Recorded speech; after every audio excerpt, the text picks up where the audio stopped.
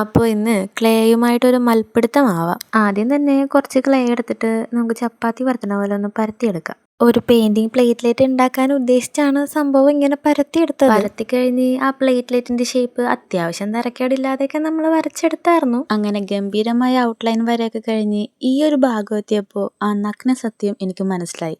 സംഭവം നല്ല അന്തസ്സായിട്ട് ചീറ്റിപ്പോയി. പിന്നെ ഇത് ക്ലേയുമായിട്ടുള്ള ഫസ്റ്റ് അറ്റംപ്റ്റ് ആയതുകൊണ്ട് അതിൽ അതിശയിക്കാനൊന്നുമില്ല. അപ്പോൾ ഇനി ടേക്ക് നമ്പർ 2.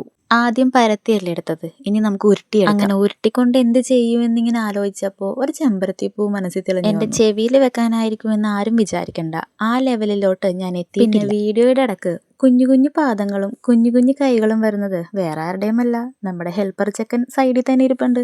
ചെമ്പരത്തിയുടെ ഇതളുകളെല്ലാം കറക്റ്റായിട്ടാണോ നമ്മൾ വെച്ചതെന്നറിയാൻ നമ്മുടെ ഹെൽപ്പർ ചെക്കൻ വിരൽ കൊണ്ട് ഇടക്കൊന്ന് കുത്തിയൊക്കെ നോക്കുന്നുണ്ടായിരുന്നു. ഇതളൊക്കെ കറക്റ്റായിട്ട് വന്നിട്ടുണ്ട്. ഇനി നടുക്ക് ഒരു 3 മുട്ട് കൂടി വെച്ചു കൊടുത്തേക്കാം.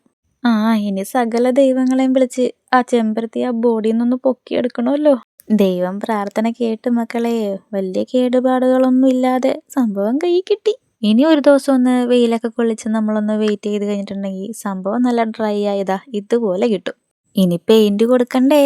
അങ്ങനെ നമ്മുടെ ചെമ്പരത്തിക്ക് ഫുള്ളായിട്ട് നല്ല റെഡും നടുക്കുള്ള ആ 3 മുട്ടിന് കുറച്ച് മഞ്ഞയും കൂടി കൊടുത്തു കഴിഞ്ഞാൽ സംഭവം ഓക്കെ. ടേക്ക് നമ്പർ 2 അങ്ങനെ ഓക്കെ ആയി. അപ്പോൾ എങ്ങനെയുണ്ട് നമ്മുടെ ചെമ്പരത്തി കീച്ചി? ഓക്കെ അല്ലേ? ഇഷ്ടപ്പെട്ടെങ്കിൽ ഒരു റെഡ് ഹാർട്ട് കമന്റ് ഇട്ടേക്ക്.